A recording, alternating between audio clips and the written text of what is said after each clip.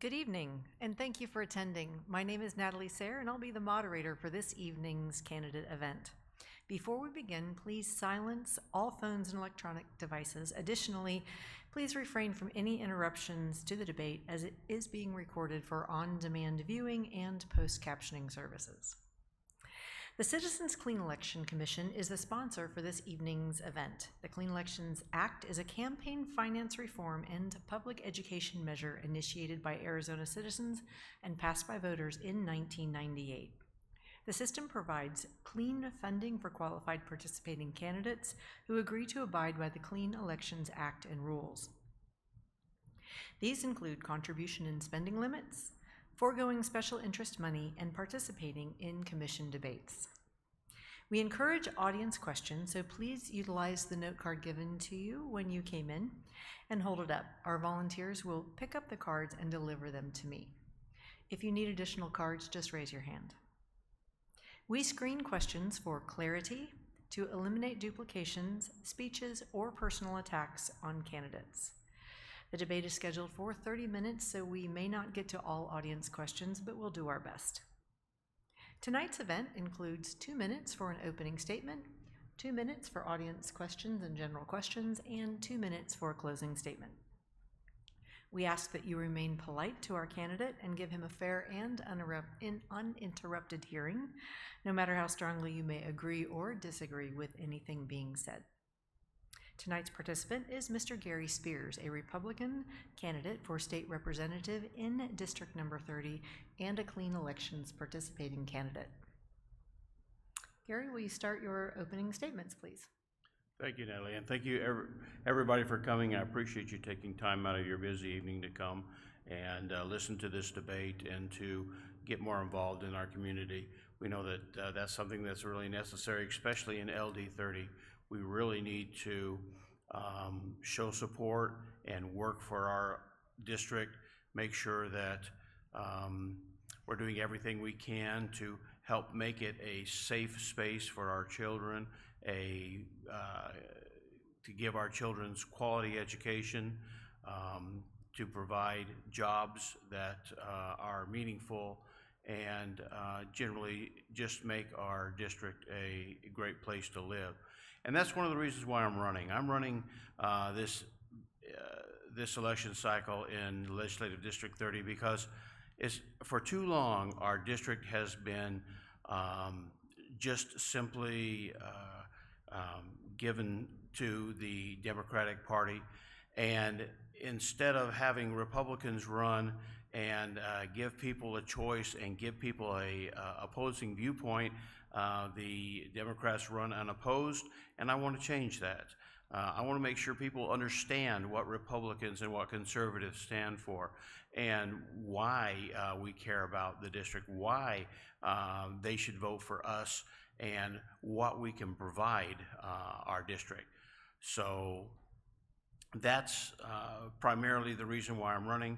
I've been in the district now for over 12 years, and I just want to make sure that everybody in our district understands exactly what conservative Republicans can do for you. Thank you.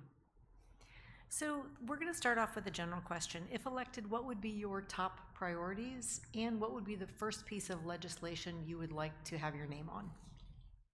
Well, the top priorities are pretty much, similar to most districts. We have to make sure that we provide a good education for our children because our children are the future.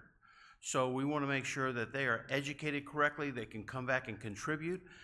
Arizona has a lot of corporations moving in, and we need to make sure that these corporations, when they move into our state, have access to qualified workers, to people who've had a good education. And also, of course, we need our neighborhoods to be safe. LD 30 has a problem with that. I mean, let's look at it. There's some rough areas in our neighborhood, and that's something that we need to work on. That's something we need to work with the police and the law enforcement in the area to make sure that the district is safe and that people can go about their daily activities without fear of gangs and violence and other things that they shouldn't have to worry about. in a normal environment. As far as legislation goes, I think that one of the things we're looking at is some of this money that needs to be provided for education. That's something that I want to be working directly with some of our people who are familiar with the educational system, especially in our district, talk to some superintendents and that type of thing to make sure that we understand exactly what they need and make sure that the money is being spent wisely and correctly so we get the most bang for our buck. Just my goal is to work with whomever it's necessary to make sure that the absolute best result is achieved for our district. That's what I'm in it for. I'm not here to be a Republican or a Democrat or anything else. I'm here to be an advocate for you, for our district, to make sure that everything that is passed is beneficial to our district. Thank you. One of our audience members is curious where you stand on Sanctuary City. Can you please give us your thoughts? Sure. I'm very opposed to sanctuary cities. I say this is our country. This is America. We're a country of immigrants. We love immigrants. We want as many immigrants as we possibly can have. But what we don't want is people who come in the back door, not legally, thumb their nose at our laws, and then take advantage of our systems, take advantage of the people of this country, and do it in an illegal manner. That's not something that we're looking for. I don't want to have people who are just here to better themselves and not here to be good Americans and are willing to obey our laws and to come here the right way. Be a good citizen. Chase the American dream with us. That's why we're here. We can chase the American dream, and we want them to be able to chase the American dream too. But we want people to do it legally. Come here and join us as Americans. We don't want people to have to hide in the shadows. We don't want people to die on the border trying to cross illegally. We don't want any of that. We don't want to have to spend all the money that we have to spend on the Border Patrol and all those types of things to try to police the border. What we want is a country of immigrants who join us in being good Americans and having a prosperous society. All right, so another audience question, which is related. How do you stand on entitlements? Which ones for American citizen, which for illegal aliens, etc.? Well, I really feel like if you're not here legally, you shouldn't be entitled to any of our programs. If you want to come here legally and you need to utilize our programs, please, by all means. But if you're not going to come here legally, it's not fair to the people of the country to have to support a large group of people who aren't willing to do things the right way and obey our laws and become good citizens with us. As far as entitlements are concerned, I think that they're important. I think that the government is partially responsible to help people who need help, but that's only good to a point. I mean, once the government has helped a person with education, with food stamps, or whatever that individual needs, and once they're to a point where that help is sufficient in helping them get back on their feet and get out of whatever situation they're in that's causing the problem and causing them to need assistance, then at that point, I think the benefit should end. But until that point, we need to do what we can, both in the government realm and as a society, and mostly as a society. That's our job as a society, is to make sure that we help people who need our help to get on their feet and to be able to rejoin our workforce, rejoin us in searching for the American dream. So the next question is, what role do you think the government should play in helping Arizona's and their families get out of poverty? Well, let's look at the reasons for poverty, first of all. And, that's tricky.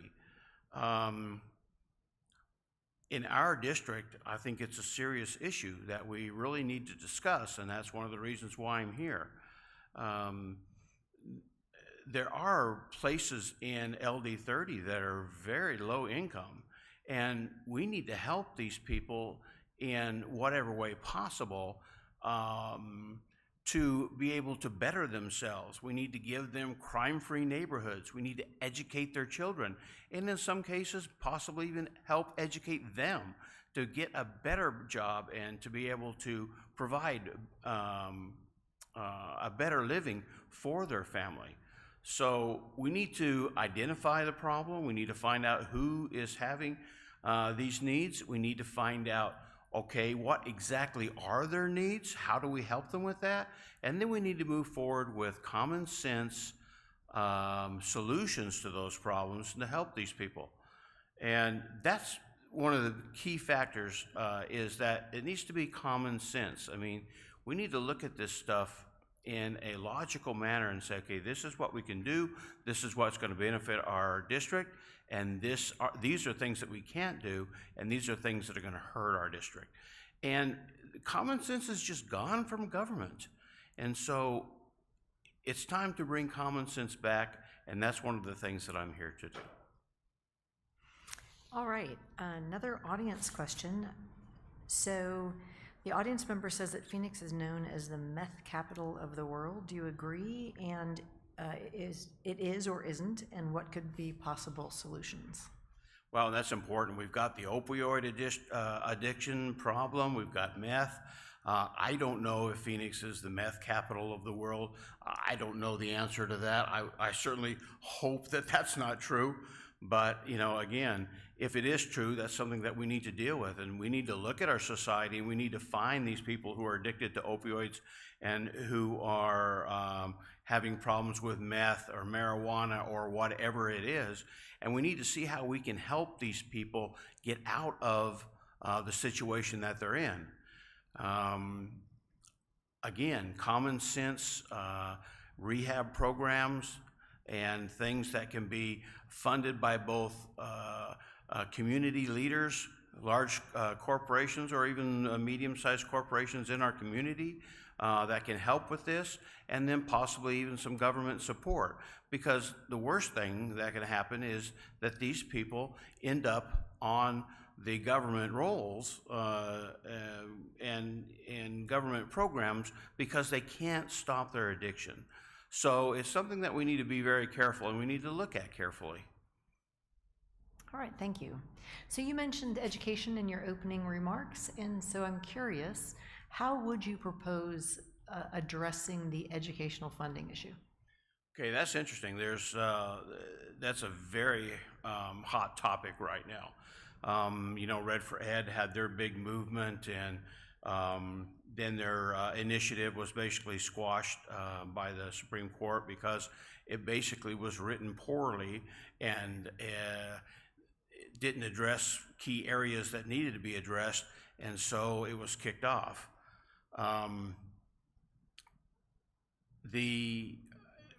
When the teachers first got together and said, hey, wait a minute, we need to draw attention to this. We get paid some of the worst wages in the country, and we need to let people know. And they got together and they took a stand.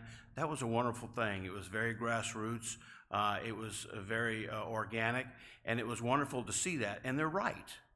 The teachers are not paid what they need to be paid here in our county and in our district.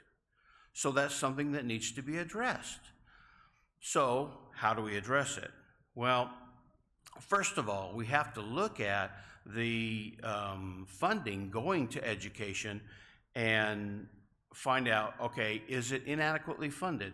If it's inadequately funded, then we need to look at funding it more robustly. And okay, how do we do that? Where do we get the money from? And that's something that all the legislature has to sit down and talk about together. Our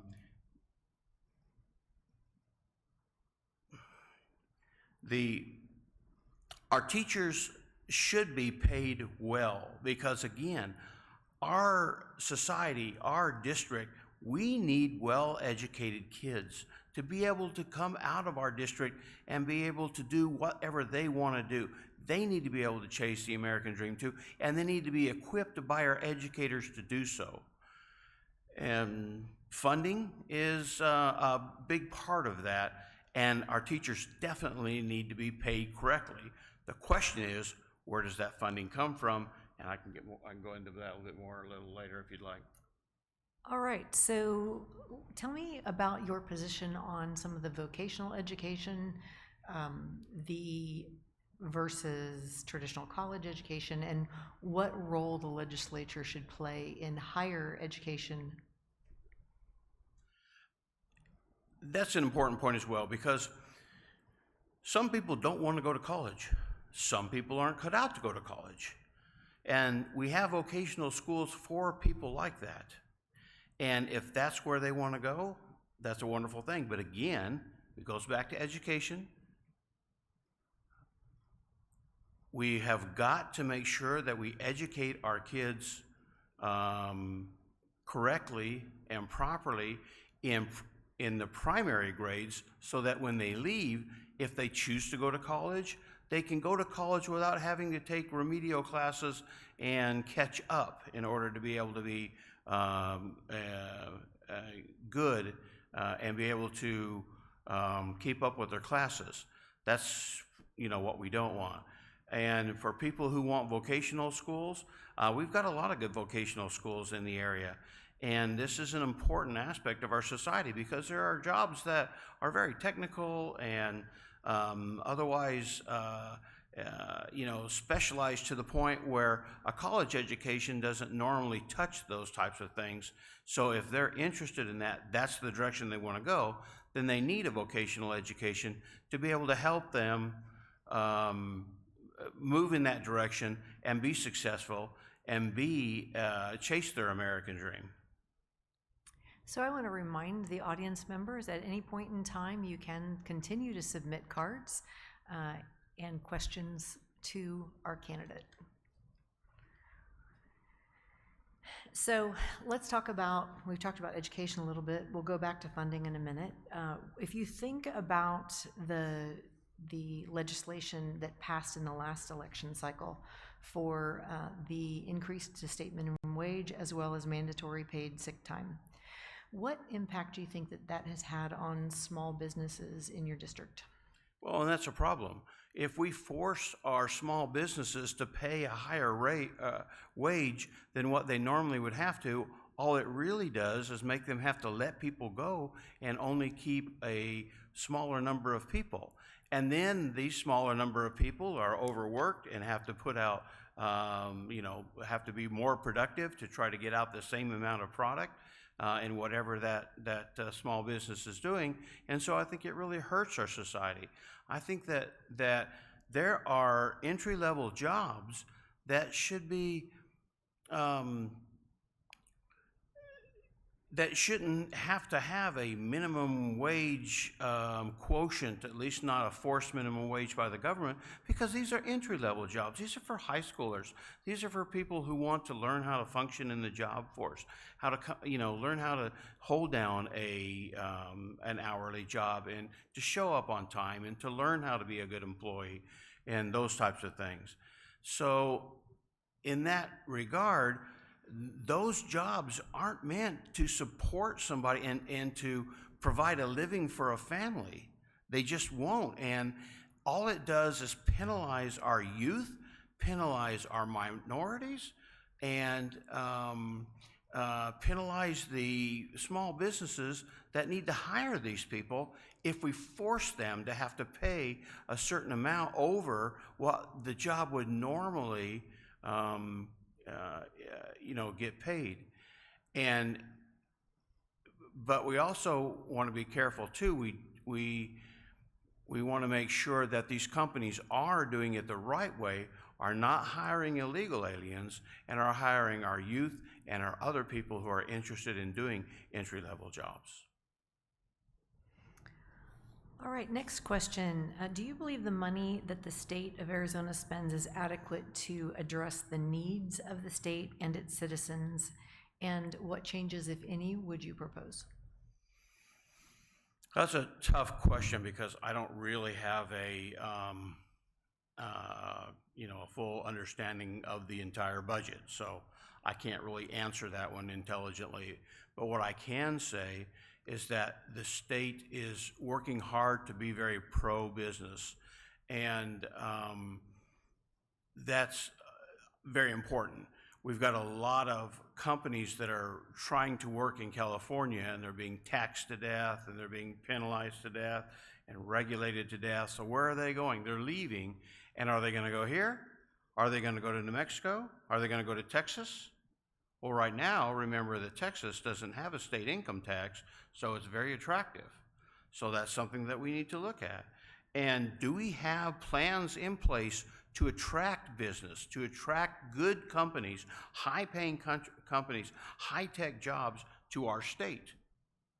And once they're here, it circles back around to, okay, now, do we have people who are educated and who are able to take on these positions and work with these companies and make these companies successful and themselves successful in the meantime?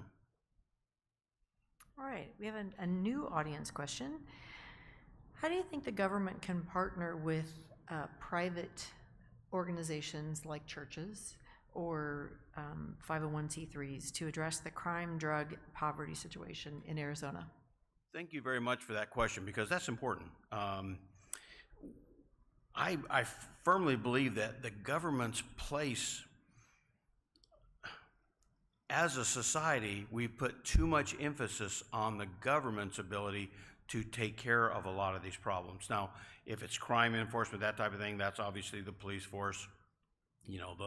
Those things need to be handled by the government. The government's job is to keep us safe and to provide infrastructure.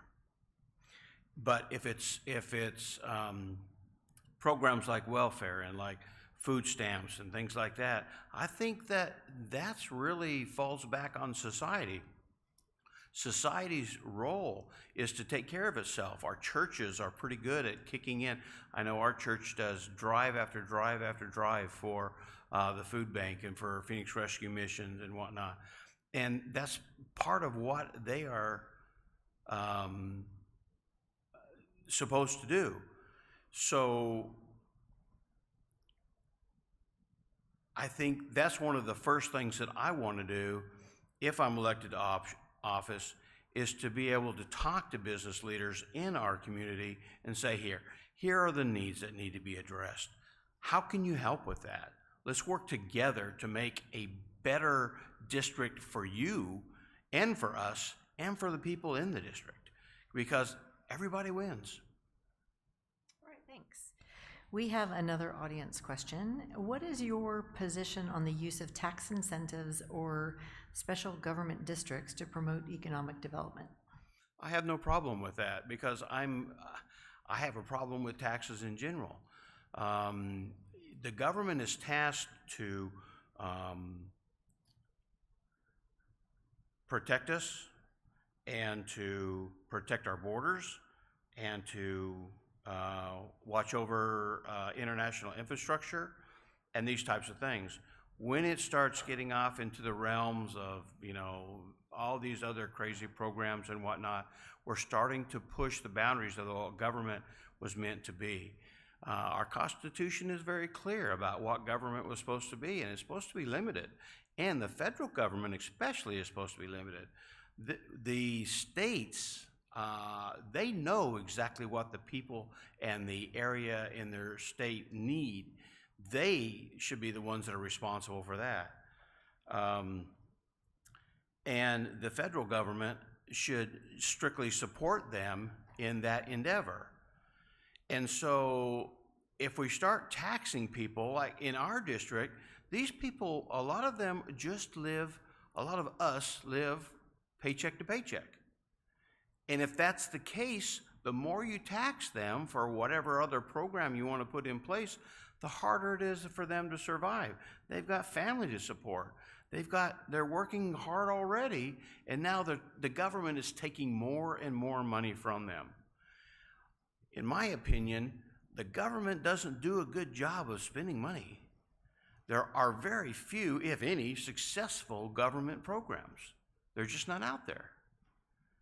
And every time the government embarks on some new program or whatever it is, there's always cost overruns, it's always late. I think you guys remember, if you like your plan, you can keep it. If you like your doctor, you can keep it. We're going to save you $250 a month on health care, blah, blah, blah. All the programs that the government gets involved with end up having issues. So let's keep the money, put it in the pocket of our constituents, of the people in our districts, so that they can choose where to spend that money wisely for them. Thank you. Thank you. So, Mr. Spears, we are going to have time for 2 more questions. Okay. So, Gary, what would you propose to the legislator to protect water and preserve water rights in Arizona? Yeah, water is an important issue to Arizona. I mean, it's scary to think that one day you wake up, turn on your faucet, and guess what? There's no water there. Now, Arizona has really, in the past, been on the forefront of developing water usage principles and conservation principles and that type of thing. The 1980 Water Act was a very good piece of legislation with a 100-year plan. And in 1992, they expanded on that a little bit. Well, that was a long time ago. And so we need to work on that again. Now, fortunately, Ducey and the legislature are working on some new water programs. They tried to push something through not too long ago that didn't work. And it was basically because the legislature felt that there weren't enough experts, there weren't enough people consulted to make sure that the program and the policy was the best that we can do for Arizona. And on top of that, there are, right now, the states, the southeastern regional states are getting together and having conversations on water and having conversations on conservation and how we make sure that we use our water the best and the most economically, and conserve what we have. And we need to be at the forefront of that. We need to be there working on it. We need to be the leaders there because it affects Arizona more than just about any other state. So we need to make sure that our people are there. We've got the correct scientists. We have the correct people who understand the problem and what to do about the problem. We need to make sure that those people are who we rely on to make sure that we have a great program moving forward. Thank you. So, with the recent passing of Senator McCain, this seemed like an interesting question to ask. Some in the legislature have proposed a more direct role for the legislature to replace vacant U.S. Senate and congressional seats. What's your position? Well, I mean, if I'm elected to the legislature, of course, I would like to have some control there, but quite frankly, our Constitution provides a way to handle that, and I don't see why there's a reason to change that at this point in time. Now, that's not necessarily something that I wouldn't have discussions about, and if there's good reasons for changes to that being brought up, then that might be something I could look at. But right now, I think in this case, Governor Ducey appointing John Kyle, I think that was a good thing. It was a quality replacement for Senator McCain, and I think it was a very good choice. So, I don't see any issues with that at this point in time, but that's not something that I'm, set in stone about.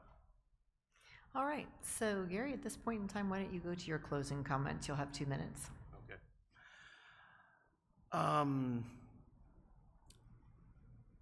As I said earlier, our district is normally represented by Democrats, and there aren't any Republicans that run. Our district has been hurting and had issues for years and years and years, but yet the same people are elected and nothing happens. What seems to happen is the Democrats are put in office and they're told to vote the party line, and no matter what, you vote the party line, and we're not concerned about what's going to happen with the people in your district. And let me give you an example. Doug Ducey, when the teachers came to him and said, okay, we need 20%, this, pittance that we're getting for raise isn't enough, Doug Ducey got together with bipartisan support and put together a plan where he dug up 20% to give them, $150 million overall, I think it was, or billion, no, 1.5 billion overall in monies for education. And you would think that the Democrats would be, oh, wonderful, we're finally getting more money for education. But what did our senator or our congressman do in our district? They voted no. Why would you vote no against a 20% raise? Was it perfect? No, it wasn't perfect, but it was a great start. So I'm here to do what's best for our district. I'm here not to be a Republican, not to be a whatever. I'm here to listen to people. If they have an idea that I think will help our district, then I'm going to support that. I don't care what the little designation by the name is. That's not important to me. What's important to me is the district and our people. And that's where all of us need to be focused. But it doesn't seem like that's happened over the past many years. So hopefully I can change that. Hopefully I can ask for your vote. You get 2 votes, so one of them can be a Democrat, and if the other one is me, I would really appreciate that. And thank you again very much for coming this evening, and thank you very much for your time. Thank you. We would like to thank Mr. Gary Spears for participating in our forum, so thank you. And to our audience members, we thank all of you who took the time to come and inform yourselves before voting. We encourage you to visit www.azcleanelections.gov/voter-dashboard for a customized experience to find information on the general election, the candidates, the issues, and to view this video on demand.